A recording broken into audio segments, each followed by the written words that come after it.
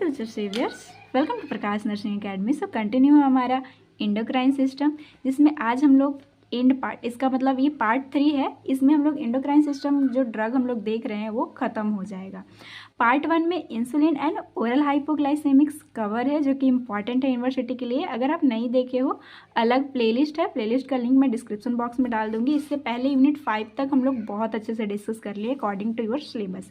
ये है आईएनसी का बीएससी नर्सिंग 3rd सेमेस्टर का सिलेबस। जिन्हें नहीं पता उन्हें मैं बता दूं, आप चाहे किसी भी यूनिवर्सिटी से हो, सबके लिए वीडियो हेल्पफुल होगा। क्वेश्चन इसी सिलेबस से आता है और मैं फ्री ऑफ कॉस्ट यूट्यूब पे आपका सिलेबस कंप्लीट करवाती हूँ। तो आप अगर नए हो, देखना चाहते हो, देख लीजिएगा, अलग प्लेलिस्ट है, लिंक डिस्क्रिप्शन में डाल दूंगी। आज हमारा टॉपिक जो है उसमें स्टेरॉइड के बारे में देखना है। उसके अंदर स्टेरॉइड्स के अंदर कॉर्टिकोस्टेरॉइड के बारे में देखना है एंड एनाबॉलिक स्टेरॉइड। देन ये 3-4 टॉपिक छोटा छोटा है, इसके बारे में डिस्कस कर लेंगे। तो चलिए स्टार्ट करते हैं विदाउट वेस्टिंग योर टाइम। सबसे पहले थोड़ा सा देख लेते हैं स्टेरॉइड क्या होता है। तो स्टेरॉइड के बारे में आप बहुत पहले जानते होंगे, बहुत पहले से, मतलब ये कार्बन कंपाउंड से ऐसे बने होते हैं। इसमें रिंग ऐसे 4 रिंग कार्बन का होता है, इस तरह से इसके स्ट्रक्चर होती है। नहीं, आपको इतना टेंशन नहीं लेना, बस आप देख लो, कोई ज़रूरत नहीं है एग्जाम बनाने का। इस तरह से इसका स्ट्रक्चर आप गूगल भी करोगे तो नॉर्मली आपको देखने को मिल जाएगा। इस तरह से रहता है। ये कोलेस्ट्रॉल से बना हुआ होता है। ऐसे आप सोचते हो कि कोलेस्ट्रॉल हमारे बॉडी के लिए हार्मफुल होता है, लेकिन ऐसा नहीं है। मतलब हमारे बॉडी में अगर आप ज़्यादा लेते हो कोलेस्ट्रॉल को, तो वो वेसल्स में जो है वो एक्यूमुलेट हो जाती है, फिर आर्थरोस्क्लेरोसिस सब लीड करता है। बेसिकली जो लो डेंसिटी लिपोप्रोटीन होता है वो वाला। लेकिन ऐसे हमारे बॉडी में कोलेस्ट्रॉल का बहुत सारा काम होता है और बेसिकली वही सारा चीज़ हम लोग देखेंगे। सो स्टेरॉइड में आप इतना जान रहे हो, इसी से जो भी हमारे लिए सेक्स हार्मोन है, अदर हार्मोन है, इसी से बनते हैं। उसमें मेनली जो हमें डिस्कस करना है वो है कॉर्टिकोस्टेरॉइड। तो कॉर्टिकोस्टेरॉइड क्या है?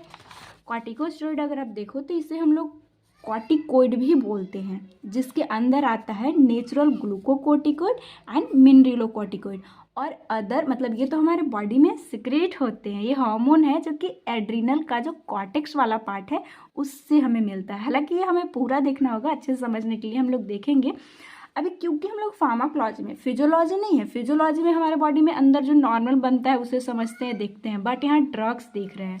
तो एक तो ये नॉर्मली जो हमारे बॉडी में नेचुरल बन रहा है वो है, और साथ ही साथ कॉर्टिकोस्टेरॉइड के अंदर ही मतलब कुछ सिंथेटिक फॉर्म में आया है जो कि इसी के जैसा काम करेगा। ड्रग्स के बारे में भी देख लेंगे, लेकिन पहले ये ग्लूकोकोर्टिकोइड और मिनरलोकोर्टिकोइड के बारे में तो समझना होगा ना। सो चलिए देखते हैं।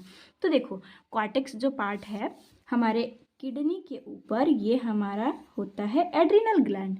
इसका 2 पार्ट है, कॉर्टेक्स एंड मेडुला। मेडुला का हमारा कोई काम नहीं है अभी हम लोग देख रहे हैं सिर्फ कॉर्टेक्स वाला पार्ट का, जिससे कि ग्लूकोकोर्टिकोइड एंड मिनरलोकोर्टिकोइड सीक्रेट होता है।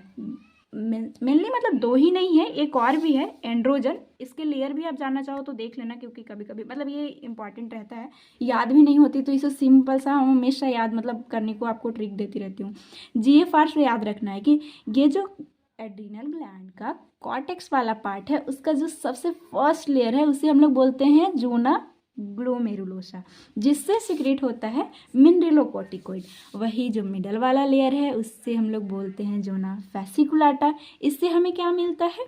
इमीन ग्लूकोकोर्टिकोइड, जिसे कॉर्टिसोल भी बोलते हैं। ये आप पता है, ये हम लोग साइकोलॉजी से पढ़ते आ रहे हैं, मैं खुद पढ़ाई हूँ।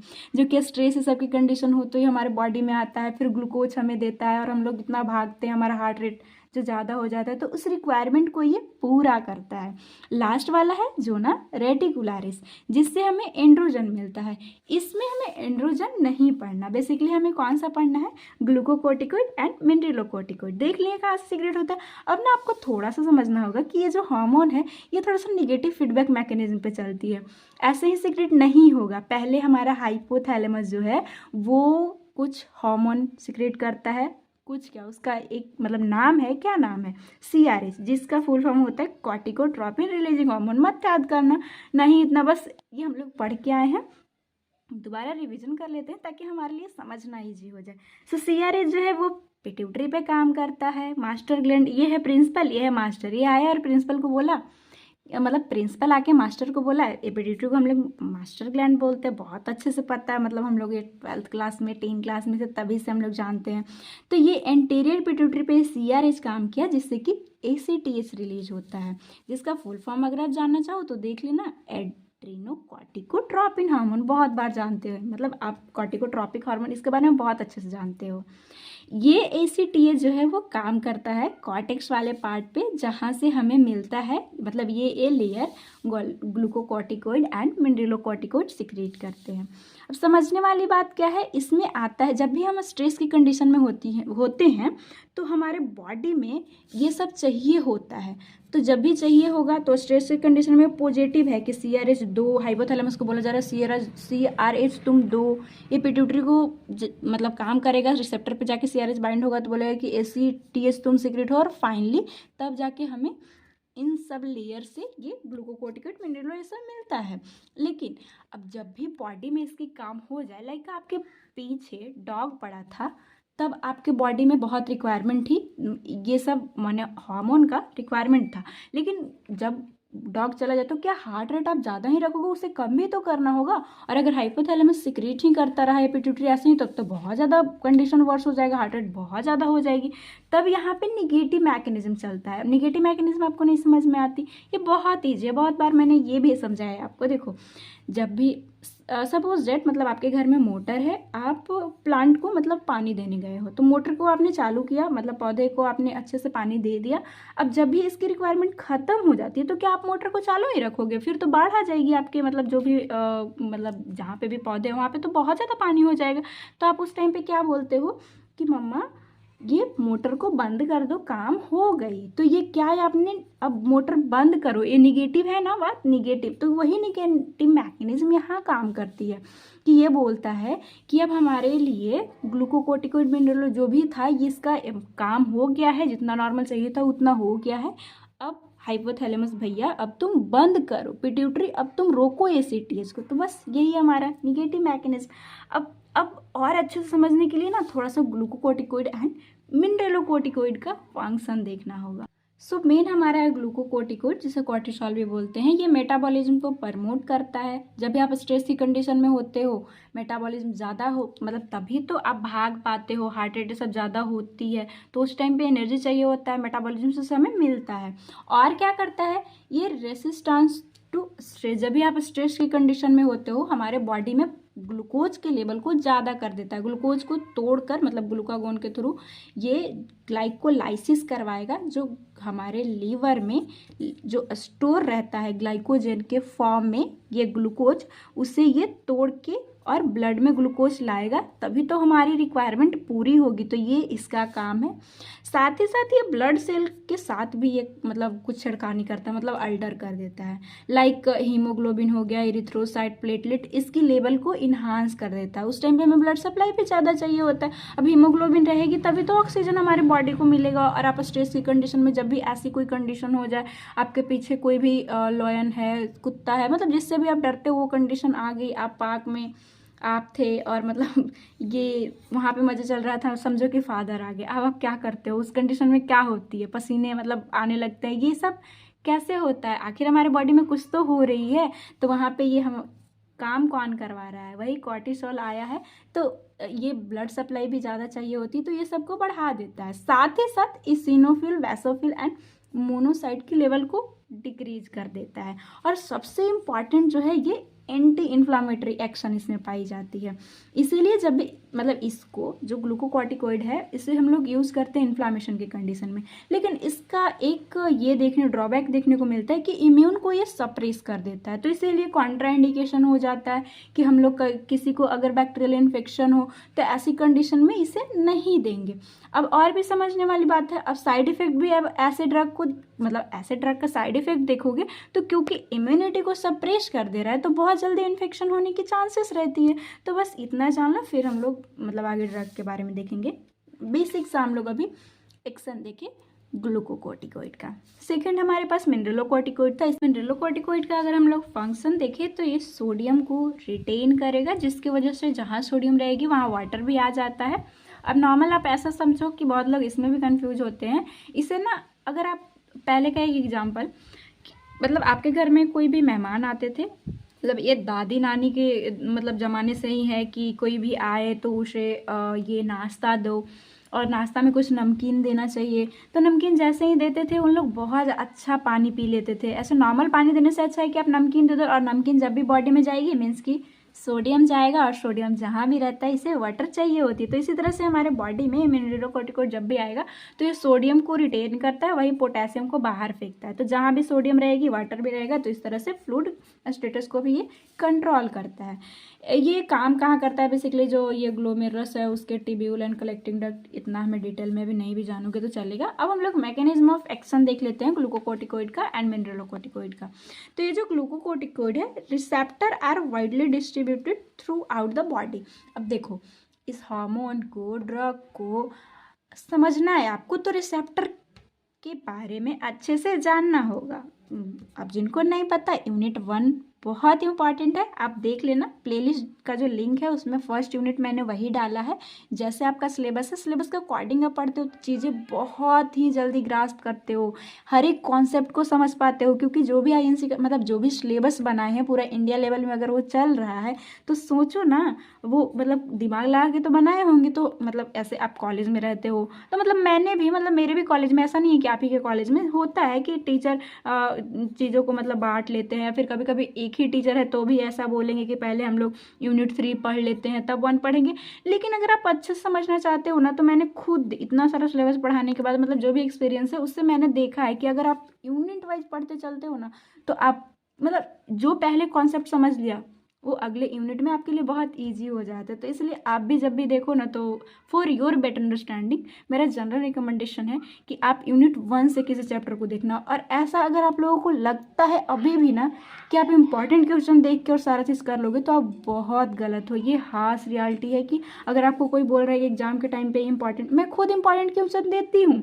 वो इंपॉर्टेंट क्वेश्चन कोई भी भगवान नहीं है, बस जो बार बार पूछे जा रहा है वही क्वेश्चन दे दिया जाता है। चलो एक टाइम के लिए मान लो कि आपने जैसे जैसे करके यूनिवर्सिटी में आपने सेमेस्टर एग्जाम निकाल भी लिया। आप मुझे खुद बताना, लगता है आपको कि यही इंपॉर्टेंट क्वेश्चन अब कोई भी अगर आया है, नर्सिंग में इतने सारे एग्जाम है, सेंट्रल लेवल, नॉर्सेट, हर मतलब रोज होता है, तो आपको मतलब अपना बेसिक जो सिलेबस है ना उसे तो कंप्लीट करना ही चाहिए। मतलब बहुत लोग का भी एग्जाम हो गया तो वो लोग वीडियो नहीं देख रहे हो, मतलब अभी व्यू भी देख रहे हो तो बहुत कम है। वो देखना एग्जाम टाइम पे सब देखेंगे, लेकिन जो लोग अभी से ही है ना कि मतलब हमें देखना है, जब भी दीदी क्लास डाल रही है तो हम देख लेंगे तो ठीक रहेगा, वो बहुत अच्छा आप लोग कर रहे हो। क्योंकि ठीक है मतलब आप देखोगे कि जो लोग नहीं पढ़ रहा है अभी एग्जाम के बाद वेब सीरीज देख रहा है, जो भी मैं बोलती हूँ थोड़ा सा तो मतलब इंटरटेनमेंट होना चाहिए बट ज़्यादा नहीं। आप एटलीस्ट सिलेबस का, मैं अभी तो उतना वीडियो दे भी नहीं रही हूँ, जो जैसे डालूँ वैसे तो एटलीस्ट देख लीजिएगा। क्योंकि अगर आपका गोल गवर्नमेंट एग्ज़ाम जैसे वहाँ बैठना है तो ये भी मैं नहीं बोलूँगी कि मतलब इतना सफिशिएंट है, बट बेसिक के लिए ये बहुत सफिशिएंट है। क्योंकि नॉर्सेट का अगर आपने सिलेबस वेबसाइट पर जाके देखा तो ये वो यही बोला है कि जो आईएनसी का सिलेबस है उससे मैं बाहर नहीं जाऊंगा और मैं आपका सिलेबस पूरा कंप्लीट करवाती हूँ। अगर मुझ पर ट्रस्ट ना हो, आप पीवाईक्यू खोल के देखिए, किसी भी चैप्टर को वर्ड पढ़ते हो, अब आपके पास एमसीक्यू बुक होना चाहिए। अगर आपको रिव्यू चाहिए, मैं कोई मतलब ऐसे प्लेटफॉर्म पे लेना नाम अच्छा नहीं होता, लेकिन फिर भी चाहिए होगा तो कभी मैं वीडियो बना दूंगी। लेकिन कोई भी बुक अभी एक आपके पास होना चाहिए जिससे कि आप कंपटीशन के टच में रहो। हालांकि बातें होती रहेगी बट बहुत अभी ही मेरे पास एक का मैसेज आया था, मतलब वो कॉल की थी कि मैम मुझे ये करना है, आगे नॉर्सेट के लिए बैठना है, तो अभी मैं कौन सा कोचिंग लूँ, क्या करूँ। तो हमेशा ऐसे ऐसे मैसेज रोज़ हमारे पास आ रहे हैं। मैं हमेशा बोलती हूँ कि अभी से आप कोचिंग मत लो। अगर कोचिंग लेना भी है तो डिटेल में पढ़ो, डिटेल सब्जेक्ट पे ध्यान दो। वही आपका जब बेस मजबूत रहता है तो कहीं भी कोई भी अगर आप क्वेश्चन सॉल्व करते हो तो वहाँ पे रट्टा की ज़रूरत नहीं होती। चीज़ों को समझ के आप अच्छे से ये क्वेश्चन समझ में आपको आ जाता है कि कौन सा अच्छा आंसर है। सो मेरा अभी एडवाइस है, मतलब आपकी बड़ी बहन होने के नाते मैं बोलूँगी, अभी आपका मेन फोकस सिलेबस पे होना चाहिए। हर एक चीज़ों को समझो, वीडियो को देखो, ताकि बेसिक अगर कॉन्सेप्ट आपका बेस मजबूत हो ना तो आप मंजिल बहुत, जितना भी मंजिल ऊपर जाना चाहते हो जा सकते हो। लेकिन अगर ये बेस कमजोर रहा ना तो बहुत ऊपर जाके भी नहीं जा सकते हो। बस मैं इतना बोलूँगी कि आप अपना सिलेबस ज़रूर कंप्लीट करना। अभी भी जिनके पास बहुत कम टाइम है, लगता है कि मैं पूरा वीडियो नहीं देख सकता, मेरा अंडरस्टैंडिंग लेवल सही है। तो मैं बता दूं कि आपको नोट्स भी मिल जाएगा अकॉर्डिंग टू सिलेबस। यूनिवर्सिटी के लिए मतलब एक तो सिलेबस के अकॉर्डिंग होता है, जहाँ से आपको नॉर्सेट के लिए आप बैठ रहे हो या फिर कोई भी एग्जाम के लिए सिलेबस इंपॉर्टेंट है, वहाँ से आप पढ़ सकते हो। जहाँ पे ना समझ आए, video free of cost lecture है, देख सकते हो यूट्यूब पे। और साथ ही साथ इंपॉर्टेंट क्वेश्चन वो एग्जाम के लिए रहता है, 10 ईयर PYQ ये सब, वो आपके यूनिवर्सिटी एग्जाम के लिए रहता है, जो कि आपको व्हाट्सएप पे मिलेगा। लिंक डिस्क्रिप्शन बॉक्स में सीधा जा सकते हो। पेड है बट अफोर्डेबल है, बहुत ही नॉमिनल प्राइस है। चलिए हम लोग टॉपिक पे आते हैं। हम लोग मैकेनिज्म ऑफ एक्शन देख रहे थे, जिसमें हमने क्या देखा था कि रिसेप्टर होता है। कोई भी हार्मोन एंड ड्रग को बाइंड करने के लिए रिसेप्टर चाहिए होता है, जिसपे वो बाइंड करके अपना एक्शन दिखाएगा। तो जो ग्लूकोकोर्टिकोइड का जो रिसेप्टर है वो पूरे बॉडी में वाइडली डिस्ट्रीब्यूट होता है, जिसकी वजह से ये एक्शन दिखाता है। वही मिनरलोकॉर्टिकोइड का देखें तो इसका रिसेप्टर जो है एक्सक्रीटरी ऑर्गन जैसे कि kidney, colon, salivary gland and sweat gland पे ही होता है, इसका हर जगह पे नहीं होता। ब्रेन अगर देखें तो इसके पास दोनों रिसेप्टर है, ग्लूकोकोर्टिकोइड एंड मिनरलोकॉर्टिकोइड दोनों का होता है। अब corticosteroid bind to a specific intracellular cytoplasmic receptor in target tissue. अगर आप अगर केडी त्रिपाठी पढ़ते हो तो उसमें बहुत ही अच्छे से बनाया हुआ है डायग्राम की जाके काम कैसे करता है, लेकिन उतना आप ना समझोगे तो भी चलेगा। बस नॉर्मल सा समझ लो कि ये कॉर्टिकोस्टेरॉइड जब भी अपने रिसेप्टर पे बाइंड होगा, फिर ये और इसका कॉम्प्लेक्स बनता है, और कॉम्प्लेक्स बनाने के बाद जो भी इसका मतलब ये ट्रांसलोकेशन ये सब करके अपना इफेक्ट जो फाइनली दिखाना है वो दिखाएगा। तो बस इसमें हम लोग इतना ही जाने तो अच्छा रहेगा। कुछ नहीं रिसेप्टर पे बाइंड हुआ और अपना कैसे काम दिखा रहा है वो बात है बस। अब फाइनली हम लोग ड्रग के बारे में देख लेते हैं।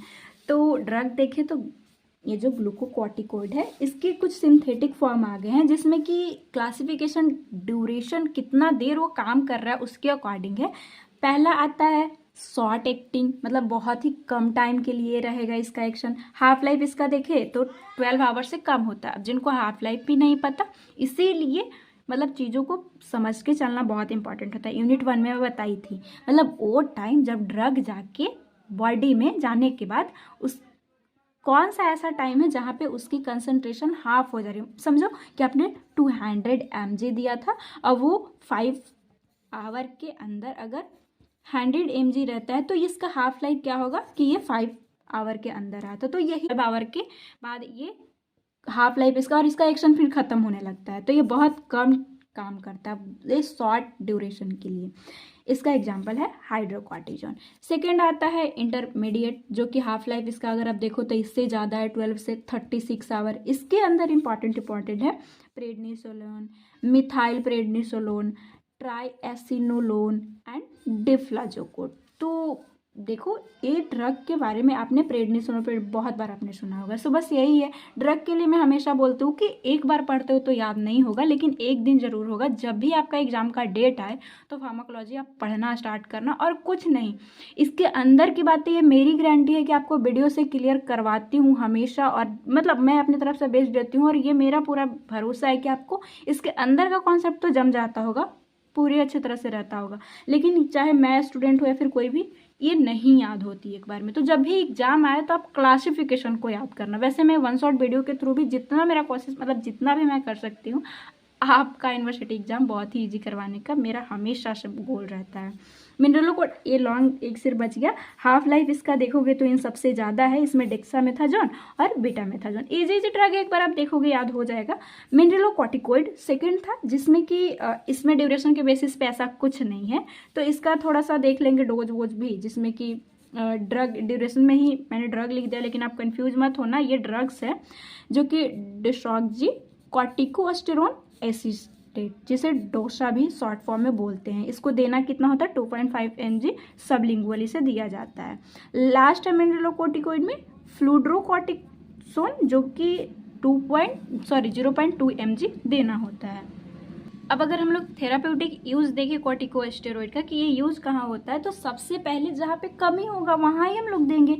तो replacement therapy adrenal cortical disorder, मतलब देखो रिप्लेसमेंट में बहुत लोगों को इसमें कन्फ्यूजन होती है। तो इसमें कुछ नहीं, जो चीज़ें अगर बॉडी में बनती है और उसकी कमी हो रही है तो आप ऊपर से दे रहे हो, तो उसको हम लोग रिप्लेसमेंट बोलते हैं। कोई भी हार्मोन जब हम लोग देते हैं तो नॉर्मली रिप्लेसमेंट उसमें वर्ड आता है, क्योंकि हार्मोन हमारे बॉडी में बनता है, जब भी उसकी कमी हो जाए तो हमें देना है। तो जब भी ये कमी है तो देंगे। लाइक इसमें आएगा कौन कौन सा, जैसे कि प्राइमरी एड्रेनोकॉर्टिकल इंसफिशियंसी, इसे एडसन डिजीज बोलते हैं। देखो इसमें दो ही है, Edson disease and Cushing syndrome. Cushing disease भी आता है, इसके बारे में देखना है तो हम लोग आगे देख लेंगे। सो एडिसन्स में क्या है, मतलब एडिसन में ऐसे आपको लगेगा कि इस जो हार्मोन्स है वो ज़्यादा हो रहा है, बट इससे उल्टा याद रखना है कि इस कंडीशन में हार्मोन जो है वो कम रहती है। तो कम है तो इसे हम लोग दे देंगे हाइड्रोकॉर्टिजोन, बेसिकली फ्लूड्रोकॉर्टिजोन इसमें देना होता है एडिसन डिजीज में। नेक्स्ट आता है सेकेंडरी और टर्शियरी एड्रेनोकॉर्टिकोइड इंसफिशियंसी। आपको बहुत कन्फ्यूजन हो जाएगी ये चल क्या रहा है। देखो हमने ये जो देखा था ये हमारा मेन है, इसीलिए मैं ये कॉन्सेप्ट आपको समझाई थी। अगर प्रॉब्लम एड्रिनल में ही हो तो इसे प्राइमरी बोलेंगे, जिसके वजह से ये जो भी ग्लूकोकोर्टिकोइड हमारा है नहीं मिल रहा है, मिनरलोकोर्टिकोइड नहीं मिल रहा है, तो अगर इसमें प्रॉब्लम रही तो वो प्राइमरी बोला जाता है। अगर यहाँ पे पिट्यूटरी में प्रॉब्लम हो तो वो सेकेंडरी बोला जाएगा, और अगर इसमें हाइपोथैलेमस में हो तो वो टर्शियरी। तो सब में देखो, चाहे हमें पूरा काम करने के लिए अगर आप एक टीम में हो, लाइक किसी का खाना बनाना काम है तो मेनली तो खाना चलो बना रहा है, लेकिन खाना बनाने से पहले वेजिटेबल कट करना होता है, चावल मतलब लाना होता है। तो बेसिकली जब तक सारा काम नहीं होगा तब तक खाना नहीं बनेगा। उसी तरह से अगर ये हार्मोन सिक्रीट हो रहा है इससे, तो कहाँ से सिक्रीट हो रहा है, सब काम करेगा तभी, चाहे इसमें प्रॉब्लम हो, इसमें प्रॉब्लम हो या फिर इसमें प्रॉब्लम हो, कोई में भी प्रॉब्लम हो, अल्टीमेटली मतलब अगर इसकी लेवल कम हुआ तो सब जगह को देख के हमें ट्रीट करना होगा। तो प्राइमरी में तो इसमें कमी है तो भी हमें देना ही होगा, जिसमें हम लोग देखें कि ड्रग के बारे में मैं पहले ही बताई, ये सारे ड्रग है मेरे पास जो कि देना होगा। यही सारे ड्रग को हम लोग यूज कर रहे हैं, आप कंफ्यूज मत, जो कि कॉर्टिसोल लेवल को बढ़ाने का काम कर रहा है। तो जिसकी कमी थी, अब प्रॉब्लम चाहे यहाँ हुई या यहाँ हुई, मेन तो कमी इसमें ही हो रही है, तो देना तो आपको इसे ही पड़ेगा, जो हार्मोन है उसे ही देना होगा। तो वही हम लोग फिर इसे देते हैं। देखो सेकेंड यूज इसका बहुत इंपॉर्टेंट है कि और कहाँ यूज़ करते हैं, कुशिंग सिंड्रोम को अगर हमें डायग्नोस करना हो तो हम लोग यूज़ करते हैं डेक्सामेथाजोन को। वो वहाँ पे डेक्सामेथाजोन सप्रेशन टेस्ट भी इसे बोला जाता है। अब इसे अच्छे से समझने के लिए आपको समझना होगा कि ये होता क्या है। देखो डेक्सामेथाजोन पहले क्या है वो आप समझ लो। डेक्सामेथाजोन जो है वो कॉर्टिसोल का सिंथेटिक फॉर्म है। यहाँ पे ही मैं आपको बताई थी, ये देख लो ताकि आपको कन्फ्यूजन ना हो। ये यहाँ पे डेक्सामेथाजोन ग्लूकोकॉर्टिकोइड जो था इसका सिंथेटिक फॉर्म है, बट ये जो नॉर्मल कॉर्टिसोल जो हमारे बॉडी में रिलीज हो रहा है, ग्लूकोकोर्ट जो रिलीज हो रहा है उससे 30 गुना ज़्यादा पोटेंट होता है। अब ये तो नॉर्मल डेक्सामेथाजोन है क्या वो देख लिए। यूज़ कहाँ कर रहे हैं, किसके डायग्नोसिस के लिए कर रहे हैं हम लोग, कुशिंग सिंड्रोम।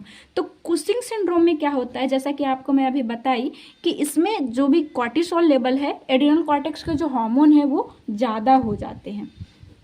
अब ये कुशिंग सिंड्रोम एक हो गया जिसमें कि जब भी मतलब एड्रिनल में कोई ट्यूमर हो जाए तो नॉर्मल सी बात है कॉर्टिसोल ज़्यादा रिलीज होता है। अब मैं आपको पढ़ा के आई हूँ एडल्ट हेल्थ नर्सिंग में।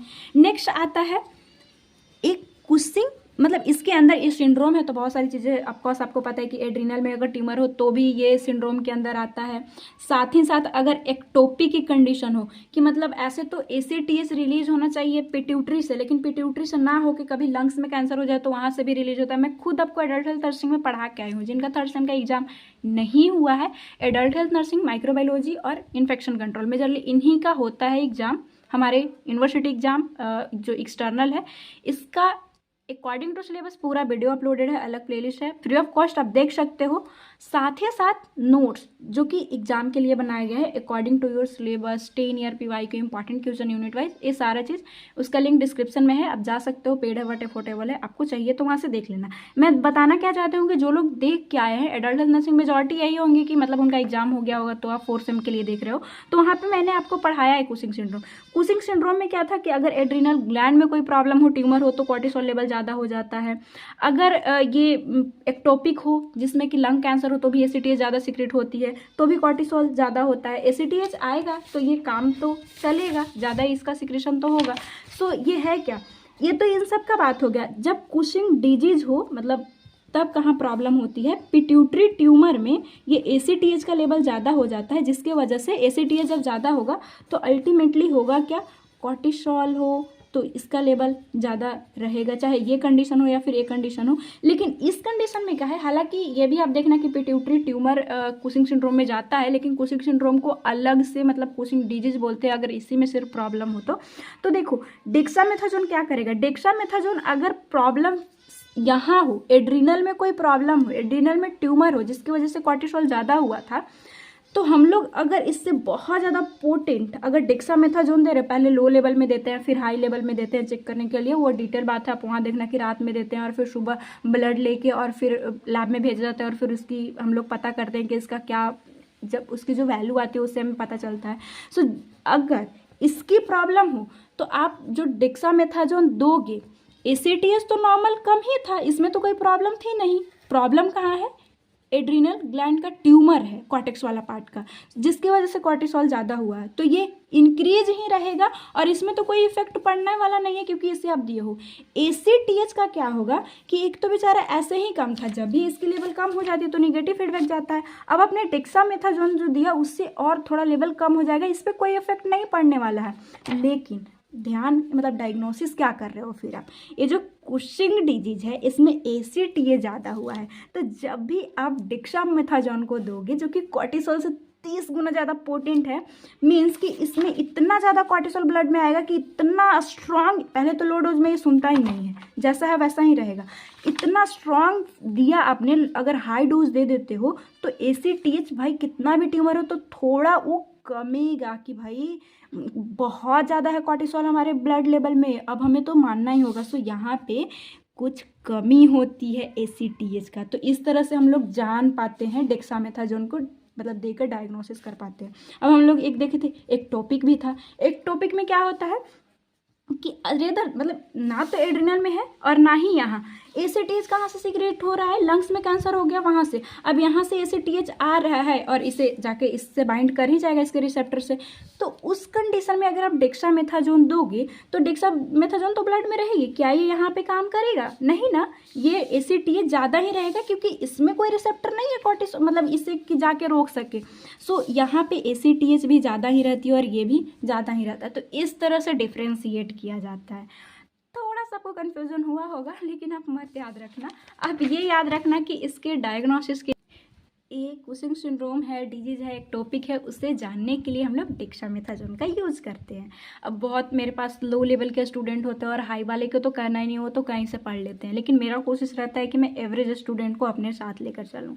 अगर समझ में आया हो तो लाइक कीजिएगा, और हमें लाइक मत करना तो कम से कम कमेंट में बताना कि हाँ दीदी ठीक है समझ में आती है चीज़ें। देखो नॉर्मल लेवल ये 5 ग्राम पर DL होता है, उससे कम होता है, कहीं पे आपको म्यूजी भी देखने को मिलेगा, तो उतना मत जानो, बस ये कॉन्सेप्ट क्या था आप समझ गए होगे। नेक्स्ट कहाँ पे यूज़ करेंगे हम लोग, तो इन्फ्लामेटरी सिम्टम को ठीक करने के लिए हम लोग यहाँ ही देखे थे, तो इसमें कोई नहीं कुछ नहीं प्रॉब्लम होगा। एलर्जी की कंडीशन हो तो उसे भी ट्रीट करता है क्योंकि इन सब लेवल को कम कर रहा है, तो इसीलिए हम लोग यहाँ भी यूज कर लेते हैं। नेक्स्ट कोलाजन वेस्कुलर, अगर किसी को डिजीज हो तो वहाँ पे ये लाइफ सेविंग होता है, लूपस इरिथ्रोमेटस ये सब की कंडीशन हो तो यूज करते हैं इन सब मैकेनिज्म की वजह से, क्योंकि इसके अंदर ये मैकेनिज्म पाया जाता है। लास्ट हमारे पास मैलिग्नेंसी अगर हो तो मैलिग्नेंसी में भी हम लोग यूज करेंगे क्योंकि ये सेल डेथ करवाने का काम करता है जो ड्रग्स है। ऑर्गन ट्रांसप्लांटेशन हो गया, स्किन ग्राफ्टिंग हो गया, तो देखो ऑर्गन ट्रांसप्लांट में कैसे यूज करोगे आप, जो इसका वीकनेस है जैसे कि किसी का वीकनेस को आप पकड़ लो तो कहीं कहीं पे आप उससे फ़ायदा उठा लोगे, तो क्योंकि ये इम्यून को सप्रेस करता है।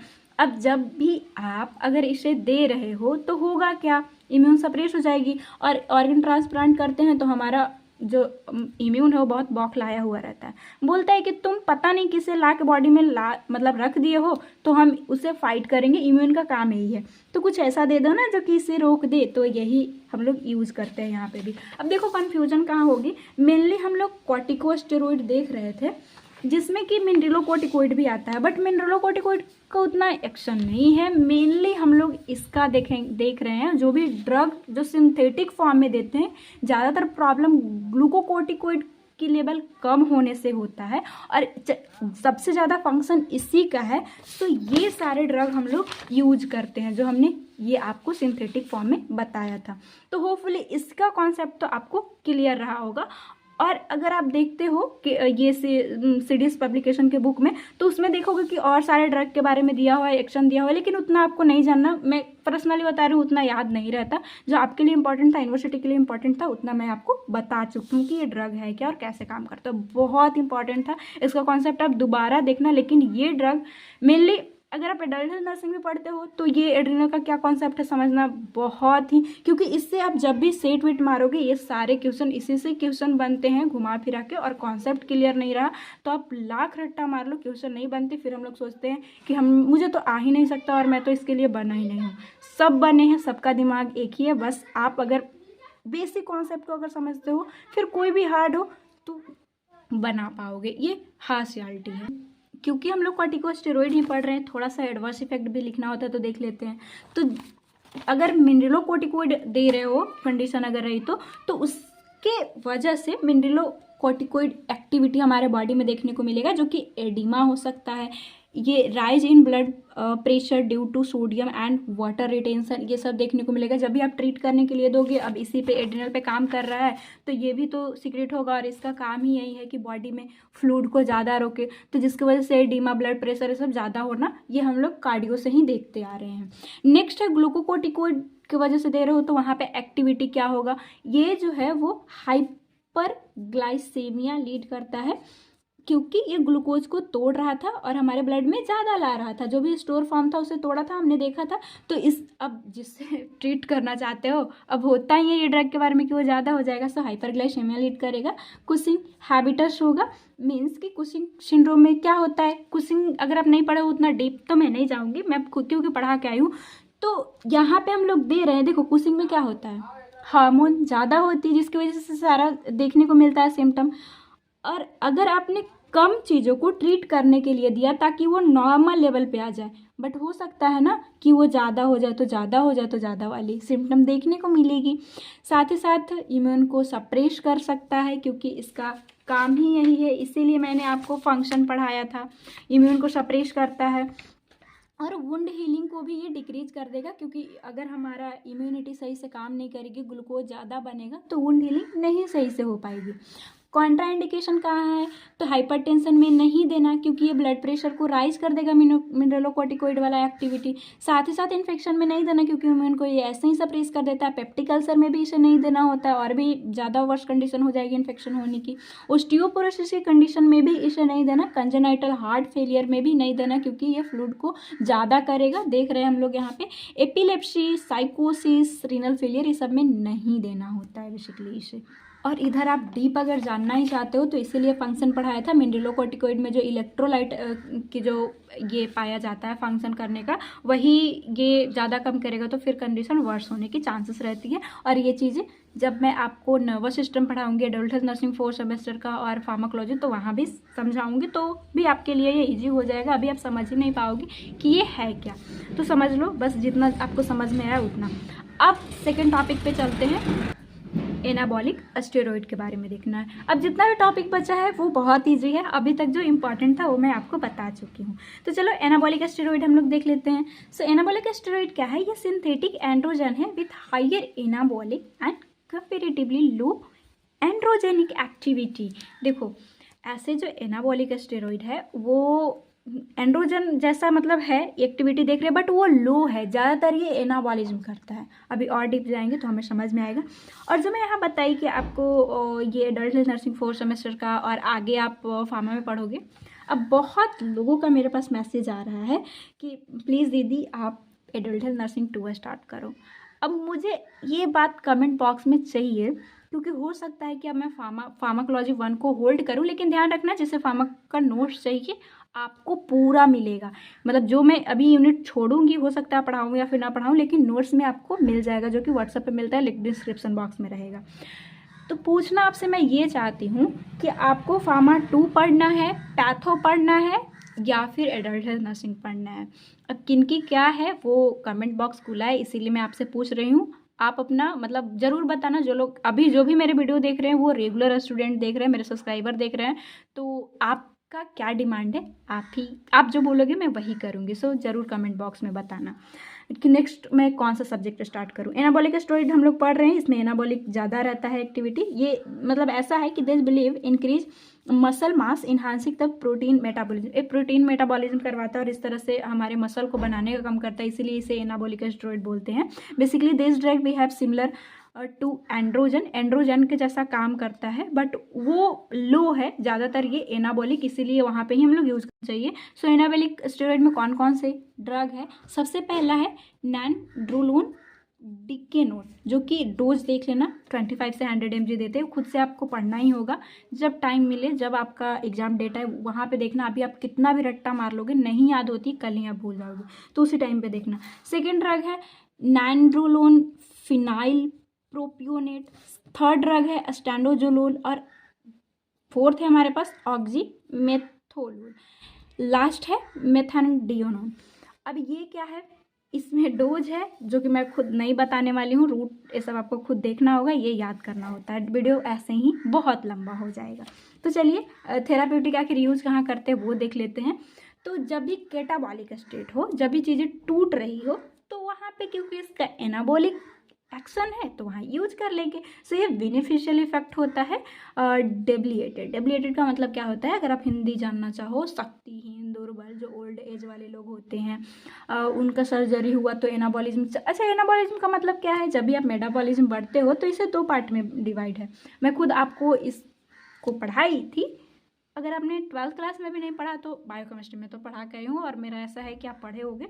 इसमें 2 टाइप का है ये एनाबॉलिक एंड कैटाबॉलिक। पूरा नहीं जानना तो मत जानो, जैसे कि प्रोटीन सब ले रहे हैं तो हमारे बॉडी में टूट रहा है, कार्बोहाइड्रेट ले रहे हैं तो सिंपल फॉर्म ग्लूकोज में टूट रहा है, तो कैटाबॉलिज्म हो गया। एनाबॉलिज्म में क्या है कि प्रोटीन देखते हो कि सिंथेसिस हो के हमारे बॉडी में बनता है, तो वो एनाबॉलिज्म कंडीशन है। बहुत सारी चीज़ें हमारे बॉडी में बनती है। अब जो चीज़ें लेते हो कि पहले वो टूटा, अब फिर उसे लाइक ग्लूकोज को अगर ग्लाइकोजन के फॉर्म में स्टोर करना होता है, तो क्या वहाँ पे चीज़ें टूटती है कि वहाँ पे बनती है, तो वो एनाबॉलिक में आता है। सो वही प्रोटीन के भी बनने के प्रोसेस एनाबॉलिज्म ही है। तो जब भी कैटाबॉलिज्म की ओल्ड पेशेंट में ज़्यादा कंडीशन हो तो वहाँ पे हम लोग यूज़ कर लेंगे। नेक्स्ट है ड्रग में improve the appetite, help in weight gain and provide some sense of well being. ये एपेटाइट को भी अच्छा करवाता है, वेट गेन करवाता है, देख रहे हो कि चीज़ें बना रही है, तो इस तरह से ये हेल्पफुल है, यहाँ पे हम लोग यूज़ करते हैं। नेक्स्ट है स्नाइल ऑस्टियोपोरोसिस में भी हम लोग यूज़ करते हैं। ये एज रिलेटेड प्रॉब्लम है, इसमें क्या है, में हेल्प मतलब बोन में मास फॉर्मेशन में ये हेल्पफुल होता है। एनाबॉलिक है, पहले मैं बता दी, बस वो याद रख लो तो बाकी सारा काम खत्म। बोन का मिनरलेशन ये सब बढ़ाता है। ऐसा तो जब भी ऑस्टियोपोरोसिस की बात करें तो वहाँ पे बेस्ट फॉस्फोनेट ही ड्रग ऑफ चॉइस है, जब ऑस्टियोपोरोसिस पढ़ाई थी वहाँ पे बता के आई हूँ। नेक्स्ट आता है इन्हांस, मतलब अब ये तो फिर यूज़ क्यों कर रहे हैं ऐसे, जब यही ड्रग ऑफ चॉइस है तो इन लोगों को साथ में यूज़ करते हैं। जैसे देखते हो ना कि मतलब अब अगर डॉक्टर के पास जाते हो तो एक ही ड्रग थोड़े देते हो, बहुत सारे देते हैं, सबका अपना अपना काम रहता है, कॉम्बिनेशन में चीज़ें ज़्यादा अच्छा बेहतर होती है, तो इसीलिए मतलब ये साथ में यूज कर लेते हैं।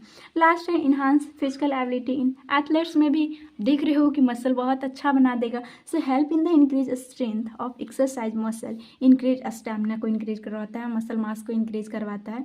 सो अब जो इसे लेगा वो तो मतलब खिलाड़ी लोग ऐसे ही उनकी मसल मास ज़्यादा हो जाएगी, काम वो ज़्यादा कर लेंगे। तो वही सबको रोकने के लिए डोप टेस्ट रहता है। डोप टेस्ट इससे पहले वाला मतलब जब मैं कार्डियो में पढ़ाई थी तो वहाँ भी एक ड्रग आया था और एक यहाँ पे मिला। अब ऐसे बिना काम किए मसल मास को बढ़ा रहे हो, अपनी स्टैमिना को बूस्ट कर ले रहे हो, तो आप तो जीत जाओगे, और जो मेहनत किया सो हार जाएगा। सो यही सब ड्रग को चेक करने के लिए कि कोई एथलीट ड्रग लेके ना काम कर रहा हो, वो ना जीत जाए, ये डोप टेस्ट करते हैं, जिससे कि कोई भी ड्रग आपने लिया है तो वो पता चल जाती है। जो जो ड्रग एथलेट्स के मतलब काम को इन्हांस करवाता है वो ड्रग का लिस्ट होता है, और जब भी डोप टेस्ट किया जाता है तो उस सारे ड्रग को देखा जाता है कि इस खिलाड़ी ने ये ड्रग को लेकर तो कहीं नहीं ना अपना परफॉर्मेंस इतना अच्छा दिखाया, तो ये भी आप ध्यान रख लेना। अगर मैं आपको एडवर्स इफेक्ट दिखाऊं तो जो इसका मेन है उसके वजह से, जैसे कि अगर फीमेल में ज़्यादा मसल बन जाए तो वो भी अच्छा नहीं लगता। सो फीमेल में मस्कुलिनाइजेशन का प्रॉब्लम हो जाता है अगर कभी इसमें यूज़ करना पड़े तो। Next jaundice and worsening of lipid profile इसमें देखने को मिलता है। अब हम लोग नेक्स्ट ड्रग के बारे में देखते हैं जो कि कैल्सीटोनिन है। छोटा छोटा है, उससे देख लेते हैं। तो कैल्सीटोनिन ये थायराइड ग्लैंड से सीक्रेट होता है। इसका काम क्या है? कैल्सीटोनिन हार्मोन है जो कि पैराफॉलिकुलर थायराइड ग्लैंड जो नेक में पाया जाता है, उसमें मेनली 2 टाइप के सेल होते हैं। जो फॉलिकुलर है उससे T3 एंड T4 सीक्रेट होता है, बहुत इंपॉर्टेंट है। और इसमें पार्ट 2 में मैं पढ़ा के आई हूँ, तो ज़रूर देख लीजिएगा। नेक्स्ट हमारा जो ये कैल्सीटोनिन है वो पैराफॉलिकुलर सेल से सीक्रेट होता है, इसे C सेल भी बोलते हैं। ये काम क्या करता है? ये जो ब्लड कैल्शियम लेवल है उसको रेगुलेट करता है, कैल्शियम को ये बोन में भेजता है, और वही पैराथायरॉयड जो पीटीएच है वो ब्लड में लाता है। कैसे याद रखना है? पीटीएच जब देखेंगे तो मैं बता दूंगी, इसमें बहुत बार कन्फ्यूजन होती है। पहले मैकेनिज्म देख लेते हैं कि ये कैसे जो है वो ब्लड से कैल्शियम को बोन तक ले जाएगा। ये देखो, बोन में जो काम करने, जो बोन बनने वाली होती है उसके ओस्टियोब्लास्ट एक्टिविटी को ज़्यादा कर देता है, वही ओस्टियोक्लास्ट एक्टिविटी को रोक देता है। सो ये कैल्शियम लेवल प्लाज्मा वेन जब भी टू हाई हो तो कैल्सीटोनिन सिक्रीट होगा और कैल्शियम को ले जाके बोन में रख देगा। अगर ऐसे भी ना याद रहे तो इसमें इन आ रहा है ना, तो ऐसे याद रखना कि ये बोन में, ध्यान बस आपको बोन रखना है कि ब्लड से इन बोन में ले जाएगा, इन करवाएगा। बोन मेटाबॉलिज्म में ये भी मतलब काम करता है। सबसे पहले तो ओस्टियोक्लास्ट एक्टिविटी को रोकता है। सो कैल्सीटोनिन इनहिबिट द ओस्टियोक्लास्ट, मतलब ये सेल क्या करता है? तोड़ने वाला, बोन को तोड़ने वाला सेल है, जो कि cell responsible for the bone reabsorption. जब भी सेल टूटती है तो मिनरल रीअब्जॉर्प्शन होता है और वो ब्लड में ज़्यादा आ जाता है, बट इस काम को ये रोकेगा। Reduce release of calcium from bone into blood stream, इस तरह से जो है वो ब्लड में कम करने का काम करता है। तो आप बहुत बार सुनते हो कि पैराथायरॉयड हार्मोन जो है वो ब्लड में लाने का काम करता है, वही कैल्सीटोनिन जो है वो ब्लड में कम करने का काम कर रहा है। कैल्शियम कैसे भाई कम कर रहा है? तो ये तो जो ओस्टियोक्लास्ट एक्टिविटी हो रहा है बोन में उसे रोक देगा ताकि कैल्शियम ब्लड में आए ही नहीं, जिसकी वजह से रिड्यूस होगा। साथ ही साथ ये बोन के फॉर्मेशन में हेल्प करेगा। अब बोन जब भी बनेगी तो ज़्यादा चाहिए होगा हमें मिनरल, सो इस तरह से कैल्शियम को वहाँ बोन में काम करने के लिए लगा देगा। अब सिंपल सा समझो। नेक्स्ट आता है रीनल कैल्शियम एक्सक्रीशन को भी ये बढ़ाता है। इस तरह से ये ब्लड से कैल्शियम को कम करने का काम करेगा। पहला तो जहाँ से बन रहा था ओस्टियोक्लास्ट से हमें ज़्यादा मिल रहा था मिनरल्स, कैसे ज़्यादा मिले तो उससे रोक दो। अब बनने में खर्च होगा तो कैल्शियम को यूज कर लो। साथ ही साथ किडनी का रीअब्जॉर्प्शन, मतलब कैल्शियम का एक्सक्रीशन को बढ़ा दो। तो ये 3 जगह पे काम करके ये हमारे ब्लड से जो कैल्शियम है उसको कम करने का काम करता है। कहाँ पे यूज़ करेंगे कैल्सीटोनिन? तो सिंथेटिक और रिकॉम्बिनेंट फॉर्म में ये आता है calcitonin. Use medicine derive from, ये कहाँ से आता है एक बार आप देख लेना। मतलब सिंथेटिक फॉर्म में हम लोग यूज़ करते हैं। ओस्टियोपोरोसिस ये यहाँ पे यूज़ होगा, particularly in post menopausal women में बहुत ज़्यादा प्रॉब्लम होती है। मतलब अभी हम लोग ऐसे एज में है कि हमारे मम्मा में ये कंडीशन देखने को आराम से मिल सकता है कि उनके घुटनों में दर्द, पैरों में दर्द। अब मतलब ये पोस्ट मेनोपॉजल कंडीशन है कि जब मेंस्ट्रुअल साइकिल रुक जाए तो इस टाइम पे वहाँ पे कमी हो जाती है, बोन में कैल्शियम की कमी हो जाती है। तो हम लोग यूज करते हैं ताकि उनकी कंडीशन से रिलीफ मिले। ये किस फॉर्म में आता है? तो नेजल स्प्रे फॉर्म में आता है, इंजेक्शन फॉर्म में आता है। और इसका आप टेंशन मत लो, अगर मतलब कॉन्सेप्ट बिल्ड नहीं हो पाया, ऐसे तो मैं बता दी लेकिन नहीं हुआ तो आप OBG में बहुत अच्छे से पढ़ेंगे। ये चीज़ें एक एक देखना होता है हमें। सो एग्जाम्पल देखें तो कौन कौन सा किस फॉर्म में आता है? तो माइक कैल्शियम नेजल स्प्रे है। नेक्स्ट फॉर्टिकल्स है जो कि नेजल स्प्रे के फॉर्म में पाया जाता है। और इस तरह से ओस्टियोपोरोसिस कंडीशन अगर पोस्ट मेनोपॉजल वुमेन में हो तो वहाँ पे यूज होगा। नेक्स्ट हम लोग एडल्ट हेल्थ नर्सिंग में इंपॉर्टेंट भी था, पैजेट डिजीज के बारे में पढ़े थे, तो वहाँ पे भी ये हेल्प करता है calcitonin to regulate bone remodelling में, वहाँ हेल्प करके और इसे ठीक करेगा, इसके सिम्टम को डिक्रीज करवाएगा। ये टिपिकली एडमिनिस्टर किया जाता है इंजेक्शन फॉर्म में। यहाँ पे वहाँ पे हम लोग देखें कि स्प्रे फॉर्म में यूज हो रहा था, लेकिन यहाँ पे इंजेक्शन फॉर्म में। नेक्स्ट आता है हाइपर कैल्सीमिया। तो देखें ही कि ये कैल्शियम को किस तरह से एक तो किडनी से भी हटा दे रहा था, ये ओस्टियोक्लास्ट की एक्टिविटी से अगर कैल्शियम ब्लड में आ सकता है उससे भी रोक दे रहा है, और फिर बोन में बनने की प्रोसेस को बढ़ा दे रहा है। तो इस तरह से हाइपर कैलीमिया में तो कैल्सीमिया में तो बहुत हेल्पफुल है। इसमें तो कोई किसी को और इंजेक्शन फॉर्म में यूज किया जाता है। नेक्स्ट देखेंगे pain relief in bone condition.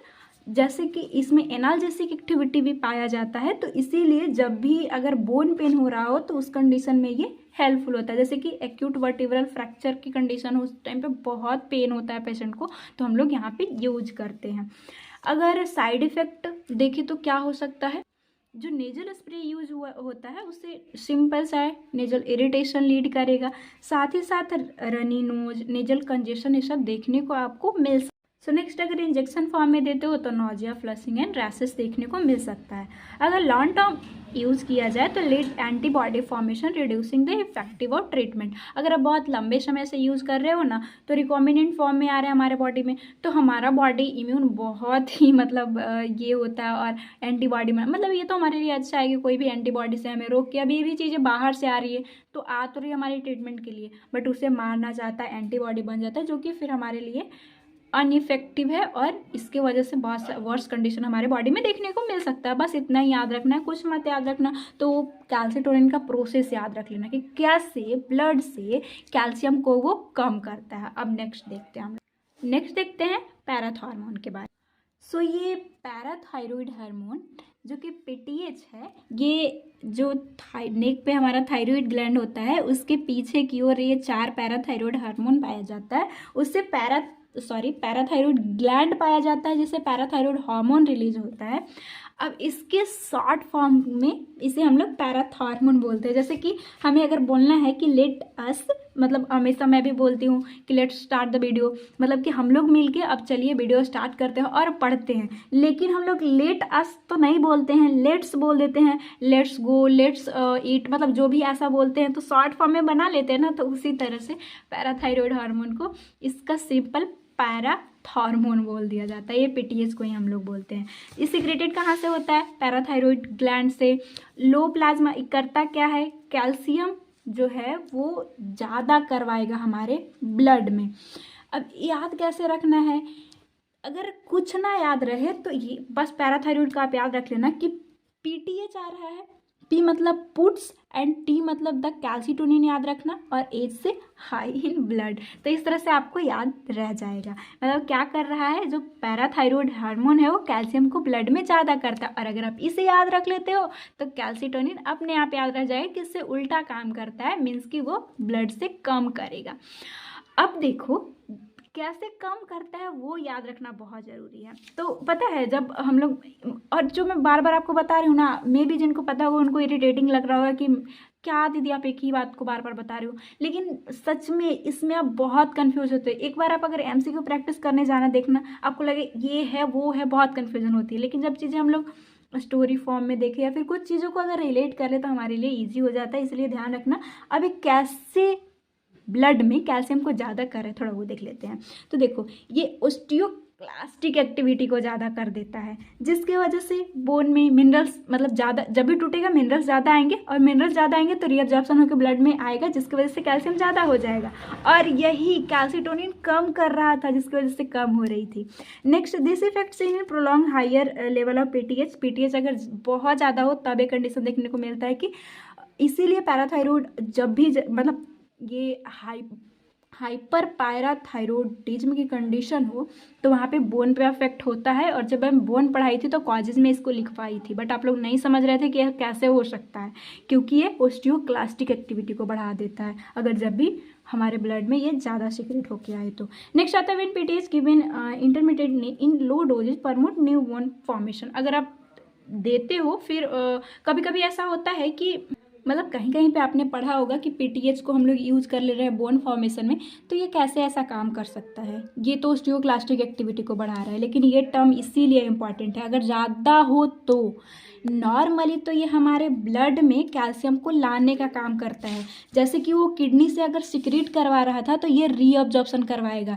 Intestine से भी ये विटामिन D3 को एक्टिवेट करके, और विटामिन D3 हम लोग आगे देखेंगे कि ये कैल्शियम और फॉस्फोरस के रीअब्जॉर्प्शन के लिए हेल्पफुल होता है।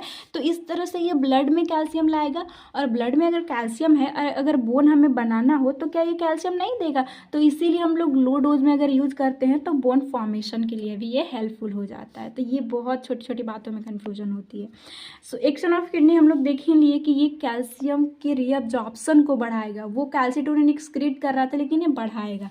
साथ ही साथ इंटेस्टाइन पे क्या काम कर रहा है, कैल्शियम एब्जॉर्प्शन को बढ़ा दे रहा है। कैल्सिट्रॉल जो विटामिन है उससे एक्टिव फॉर्म में लाके, इसके बारे में हम लोग अभी देखेंगे है। अच्छा, पीटीएस का वो तो नॉर्मल चीज़ें देखिए, कभी कभी पीटीएस डिसफंक्शन होती है, लाइक हाइपोपैराथायरॉयडिज्म एक्सीडेंटल। मतलब ये कब होता है, मतलब थायराइड ग्लैंड में बहुत सारी प्रॉब्लम होते ही रहती है, उसमें ट्यूमर हो जाएगा, क्या क्या हम लोग एडल्ट हेल्थ नर्सिंग में देख के आए हैं। तो इसे जब हटाते हो तो क्योंकि इसके पीछे पाया जा रहा है तो ये हट जाता है। तो उस कंडीशन में जब ग्लैंड ही नहीं है तो कौन पीटीएस रिलीज करेगा, तो वो हाइपोपैराथायरॉयडिज्म की कंडीशन होती है।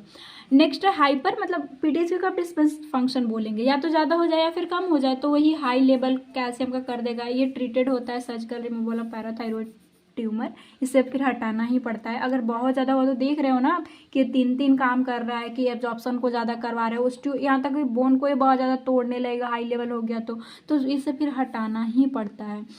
अब यूजेस हम लोग पीटीएस का अगर देखें, ये बेसिकली हमें देखना है, तो इसे ट्रीटमेंट के लिए नहीं यूज़ करते। जब भी हाइपोपैराथायरॉयड, आपके दिमाग में आना चाहिए कि क्यों नहीं यूज़ करेंगे, हाइपोपैराथायरॉयडिज्म में पीटीएच की लेवल कम हो जाती है तो हम लोग यूज कर लेंगे, लेकिन नहीं। इसमें देखो ये काम क्या कर रहा है, कैल्शियम को ही तो रोक रहा है, तो उस कंडीशन में इसके ना रहने से कैल्शियम पे इफेक्ट पड़ेगा, तो इस कंडीशन में भी हम लोग यूज नहीं करते हैं, कैल्शियम को ही ले लेते हैं, जिसकी वजह से इफेक्ट इसका सही हो जाता है। तो और कहाँ यूज़ कर सकते हैं, जब भी मतलब एक ही यूज है डायग्नोसिस पर्पस। अगर स्यूडो हाइपोपैराथायरॉयडिज्म को हमें जानना हो तो इसे देख के चेक वेक करके, और सिर्फ जानते हैं उतना ध्यान मत रखो, बस इतना ही, और कभी पूछता भी नहीं है। एक इसमें है ट्राइपैराटाइड, जो कि it is a recombinant PTS use to management of severe osteoporosis होना, तो हम लोग यूज़ करेंगे क्योंकि कैल्शियम को ये ज़्यादा लाएगा और फिर वो बोन में भेजेगा, तो ये ड्रग के फॉर्म में यूज़ करते ना, तो कहीं नहीं यूज़ करते। डोज सबक्यूटेनियस देना होता है, ये 20 mg दिन में एक बार। It increases bone mineral density को इंक्रीज करवाता है। और क्या कॉन्सेप्ट है मैं आपको पढ़ा दी हूँ। देखो अब आपको ना लगेगा कभी कभी मैं डोज बोलती हूँ ना तो लगता है कि डॉक्टर वाला फीलिंग कि दिन में इतना लेना है उतना, हमारा काम ही नहीं है। मतलब ऐसे तो नर्स का होता है कि डोज आप खुद पेशेंट को बताते हो, लेकिन वो डॉक्टर ही प्रिस्क्राइब करते हैं। अब ऐसा क्यों है कि हम पढ़ते हैं फिर भी प्रिस्क्राइब नहीं कर पाते हैं। तो देखो, अगर आपने फर्स्ट यूनिट पढ़ा है तो डोज भले ही एडल्ट और ये सब का बुक में दिया हुआ है, बट एक कंडीशन पे डिफर कर जाता है। जब हम लोग देखे थे कि फैक्टर अफेक्टिंग ड्रग का जो डोज है कुछ फैक्टर अफेक्ट करता है, तो वो सब डॉक्टर देख के ही डिसाइड करते हैं। और ऐसे भी हमारे फ्लोरेंस नाइटिंगेल हमारे को बहुत अच्छा से, मतलब वो हमारे फाउंडर है, वही बता के गई है कि हमारा नर्सिंग मेडिसिन से अलग है। हम लोग नेचुरल चीज़ों का यूज करके पेशेंट को ठीक करने का काम करते हैं, जो कि बहुत बड़ी बात है, ये छोटी बात नहीं है। इसे मतलब आप कभी भी डीमोटिवेट नहीं होना कि नर्सिंग में ये वो कुछ नहीं। अगर आप अपने प्रोफेशन को इज्जत दोगे फिर सब देगा। हमारा प्रोफेशन बहुत अच्छा, और ये पहले आपको मानना होगा, तब आप दूसरों से मनवा सकते हो। नेक्स्ट हम लोग देख लेते हैं विटामिन D3 के बारे में।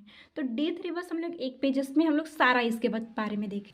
सो देखो, विटामिन D3 क्या है, आप फिजियोलॉजी में भी पढ़ के आए हो, नहीं याद तो मैं इसीलिए आई हूँ, याद करवाऊंगी, कॉन्सेप्ट तो समझा के ही जाऊंगी।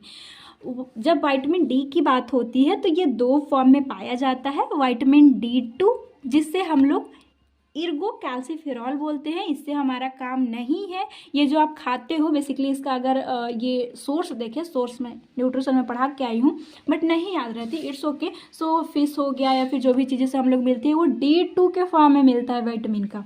वही D3 हमारे बॉडी में बनता है इस स्किन से। सो वो कैसे बनेगा, अबे मेरा कंगन है, ये मुझे बहुत पसंद है, तो ये मत सोचना कि दीदी क्या पहनी है, बट ये मुझे बहुत पसंद है इसलिए से पहने हूँ, बताना कैसा लग रहा है।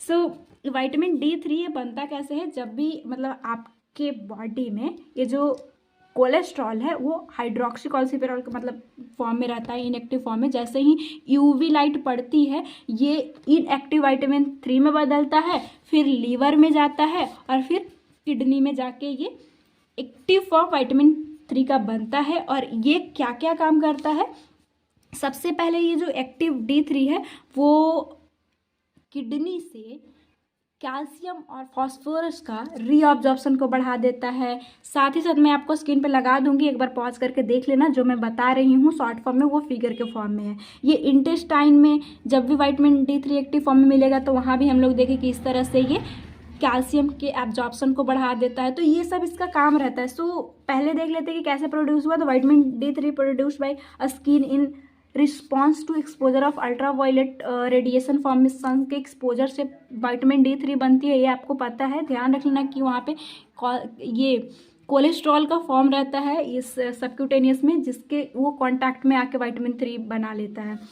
अब ये जैसे ही बन जाएगा, ये फाइनली किडनी तक जाकर बना, मैं आपको समझा दी इसका काम क्या है, वो बेसिकली हमें पढ़ना है यहाँ पे, क्योंकि वो तो हम लोग फिजियोलॉजी में पढ़ ही के आए हैं।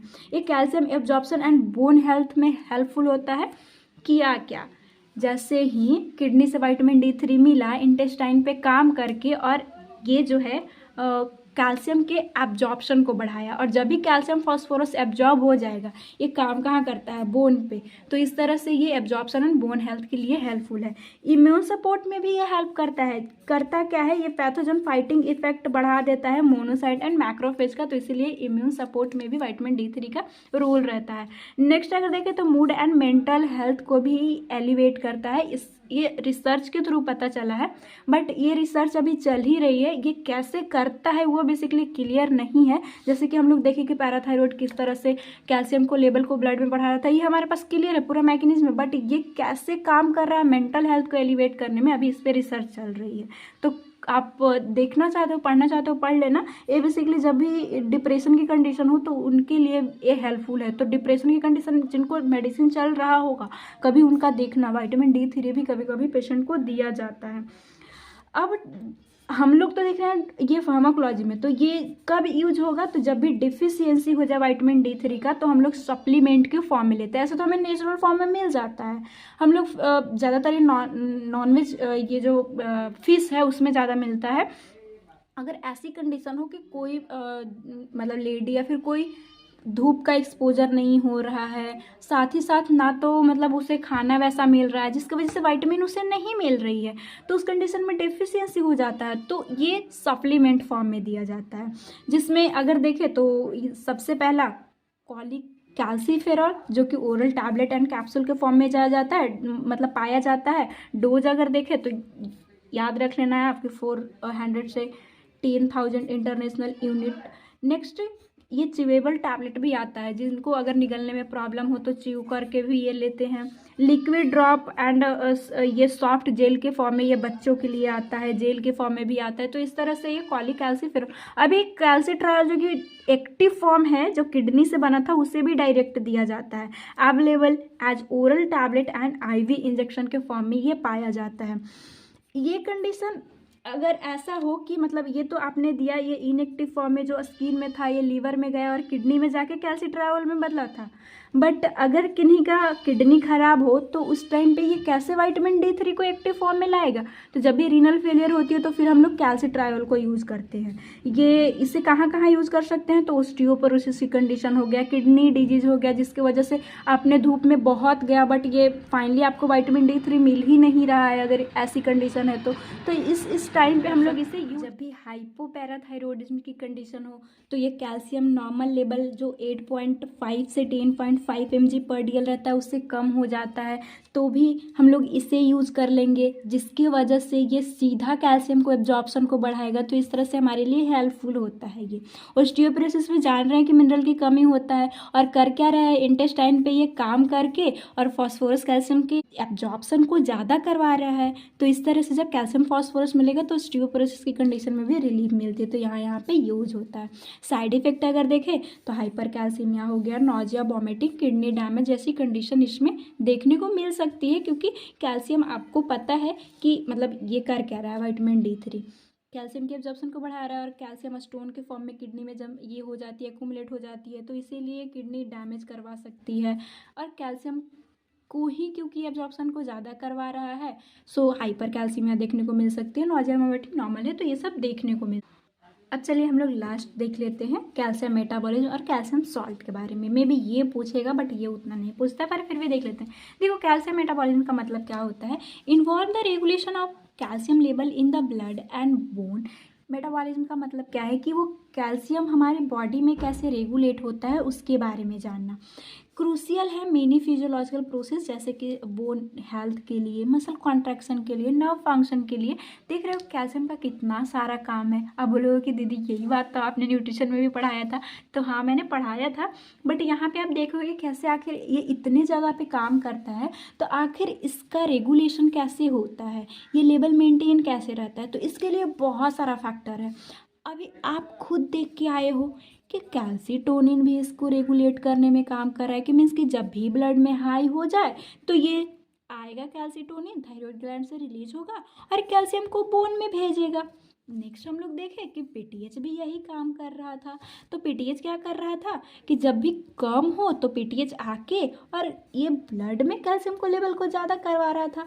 अब यही चीज़ें बस पढ़ना है जो मैंने आपको पढ़ा दिया। तो देखो, सबसे पहले तो हमें ये कैसे रेगुलेट होता है उससे प्राइमरी कंपोनेंट पे जाना होगा कि calcium in the blood and bones में, मतलब ये प्राइमरी कंपोनेंट है, मेन कंपोनेंट है। एब्जॉर्प्शन फिर होना जरूरी है कि आपने ले तो लिया, एब्जॉर्प्शन कैसे होता है, तो ये स्मॉल इंटेस्टाइन से होता है। स्टोरेज कहाँ होता है, तो ये यही मैं पहले बताई थी कि मेनली 99% जो है वो बोन में ही रहता है। इसीलिए अगर टोटल बॉडी वेट का देखें तो 2% हमारे बॉडी में चाहिए होता है। इसीलिए बच्चों को कैल्शियम देना बहुत इंपॉर्टेंट होता है। अगर आप नहीं देते, वो रिकेट सभी कंडीशन उनमें बहुत जल्दी हो जाती है। और पहले के लोग, दादी माँ नानी माँ, पता नहीं उन्हें कौन सा प्रोसेस पता था यार, कि वो बच्चों को बोलते थे कि धूप में ले जाओ। क्यों ले जाने बोलते थे? विटामिन D3 बनेगा, कैल्शियम एब्जॉर्ब होगी। बट आजकल के बच्चे शहर में रहते हैं, उन्हें तो धूप से कभी कभी एक्सपोजर भी नहीं मिलता, तो इस कंडीशन में फिर उन्हें सप्लीमेंट ये सब देना पड़ता है। तो ये छोटी छोटी बातें हमें जानना हो। फिर एज ए नर्स हम लोगों को ये बातें बहुत अच्छे से पता होना चाहिए। अब नेक्स्ट, ये रेगुलेट कैसे होता है हार्मोन्स के थ्रू। तो पीटीएच जो कि सबसे पहले ये कर क्या रहा है, response to low blood calcium level. जब भी ब्लड में कैल्शियम लेवल कम हो जाए तो ये काम आता है, सिक्रेट होता है और काम करता है ऑस्टियोक्लास्टिक एक्टिविटी को ज़्यादा करवा के कैल्शियम को ले आएगा। किडनी से भी रीअब्जॉर्प्शन ज़्यादा करवा देता है। नेक्स्ट, कैल्सीटोनिन हार्मोन है जो कि जब भी हमारे ब्लड में कैल्शियम का ज़्यादा लेवल तो आता है, इनहिबिट ऑस्टियोक्लास्ट एक्टिविटी। साथ ही साथ ये ब्लड के कैल्शियम को लेवल को कम करता है, मतलब किडनी से भी रीअब्जॉर्प्शन को, मतलब ये सिक्रीशन को ज़्यादा कर देगा और फिर ये बोन में भी लाने का काम करेगा। तो इस तरह से ये लोग कैल्शियम का मेटाबॉलिज्म रेगुलेशन इस सब में हेल्प करते हैं। एक और है विटामिन डी के बारे में भी हम लोग देखें। ये क्या करता है, जब भी विटामिन डी हमारे बॉडी में रहेगा तो वही एब्जॉर्प्शन को ज़्यादा करवाएगा। साथ ही साथ पीटीएच ऑन बोन रीअब्जॉर्प्शन, ये इसके इफेक्ट को ज़्यादा करवा देता है। देखो, विटामिन डी और ये जो हमारा पीटीएच है, इनका काम है कि ब्लड में कैसे भी करके ये ज़्यादा रहे। हमारा जो कैल्शियम है, बेचारा एक अकेला कैल्सीटोनिन है जो कि कभी हाइपर ये कंडीशन हो तो ये बोन में ले जाने काम करेगा या फिर किडनी से बाहर ले जाएगा। तो बस इतना ही आपको जानना था कि कैसे जो है वो कैल्शियम हम लोग मतलब हमारे बॉडी में क्या करता है, प्राइमरी कंपोनेंट है, एब्जॉर्प्शन कैसे हो रही है, स्टोरेज इसका कहाँ हो रहा है, कौन इसे रेगुलेट करता है, बस इतना ही जानना था। लास्ट टॉपिक है कैल्शियम सॉल्ट। कभी कभी एग्जाम में पूछता है, तो आपको आना चाहिए बेसिकली प्रिपरेशन करके कैल्शियम को बॉडी में लेना, वो कंडीशन है। सो सबसे पहले थोड़ा देख लेते हैं कि calcium constitute approximately 2% of body weight, that is average adult 1 से 1.5 kg। कैल्शियम एक बॉडी किसी अगर पर्सन है तो ये नॉर्मल अगर 60 kg का है, 70 kg का है, तो इतना तो इसमें ये कैल्शियम रहता है। टोटल बॉडी वेट का 2% रहता है, क्योंकि प्राइमरी कंपोनेंट हम लोग देखें कि ये बोन को बनाने का काम करता है, तेत को बनाने का काम करता है, हमारे ब्लड में भी वो इतना लेवल में रहता है। सो इतना रहना जरूरी है। इंटीग्रल पार्ट है बोन एंड तेत का, बहुत बार देख लिए। Homeostasis is regulated by vitamin D. ये देखे तीनों हार्मोन ये कैसे काम करता है, इसे एक लेवल में बना के रखने का। अब नॉर्मल लेवल कैल्शियम का कितना होता है, 8.5 से 10.5 mg/dl।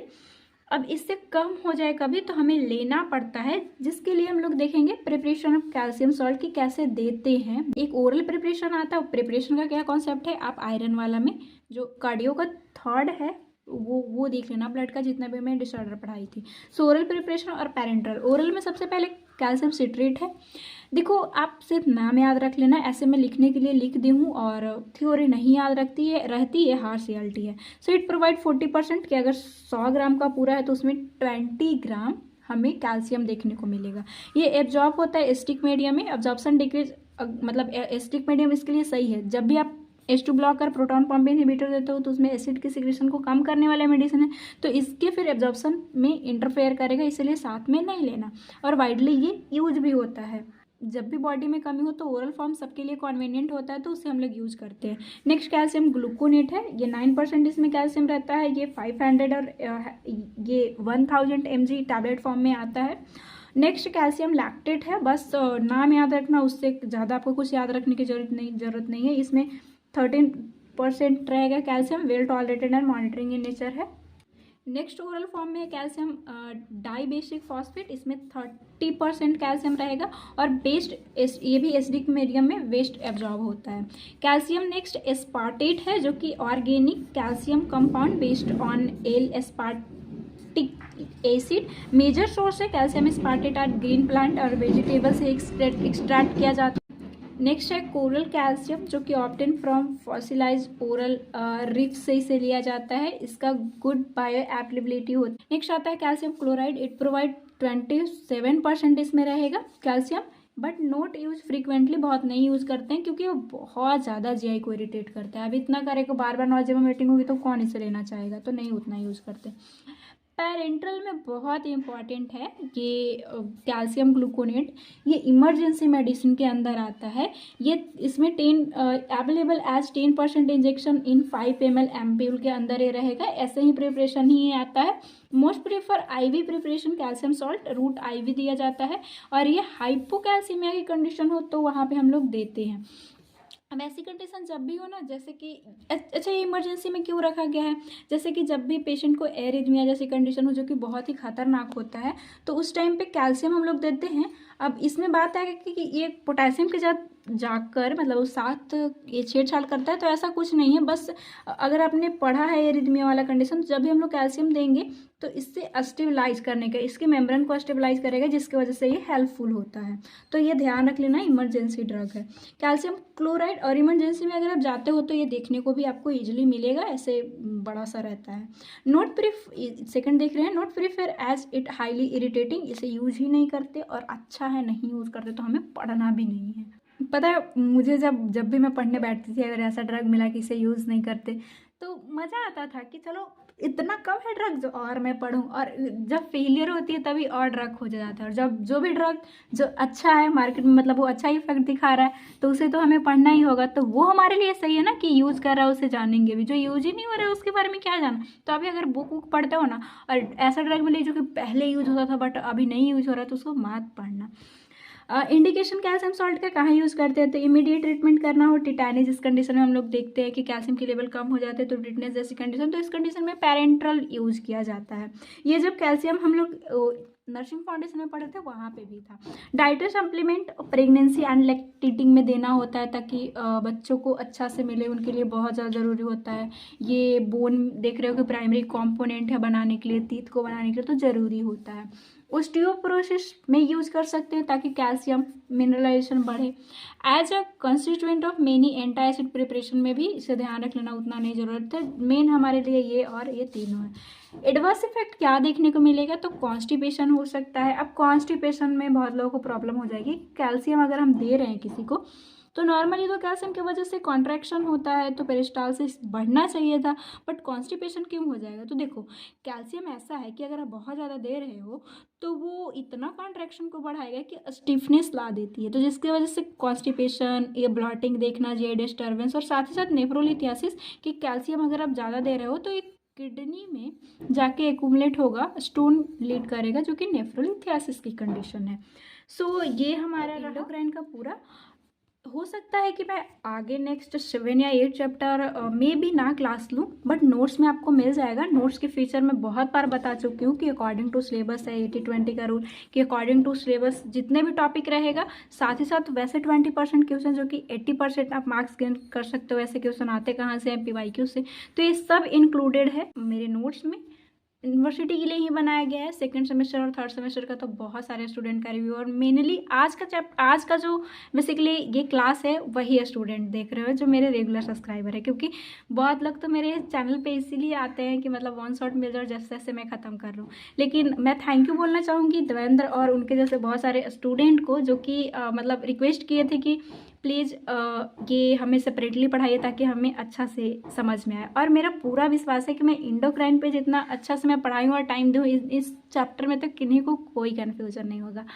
अगर कोई डाउट हो फिर भी रह गया हो तो आप मुझे कमेंट बॉक्स में बताइएगा। और बस आज के लिए इतना ही। नेक्स्ट कौन सा चैप्टर स्टार्ट करना है, कौन सा सब्जेक्ट स्टार्ट करना है, आप प्लीज़ मुझे कमेंट बॉक्स में ज़रूर बताइएगा कि मैं एडल्ट हेल्थ नर्सिंग स्टार्ट करूँ, फार्मा 2 स्टार्ट करूँ या फिर पैथोजेनेटिक, जो भी आपका मन है। आप सभी का रिव्यू मेरे को चाहिए। अगर क्लासेस आपके पास ना आए 7 और 8 यूनिट का, बस हमारे पास 2 ही यूनिट बचा है, तो ऐसे मैं इंक्लूड करके नोट्स में दे दूँगी, तो वहाँ से आप देख लीजिएगा। बस कमेंट में मुझे बताना कौन सा नेक्स्ट ये सब्जेक्ट स्टार्ट करना है, क्योंकि बहुत सारी मैसेज आ रही थी।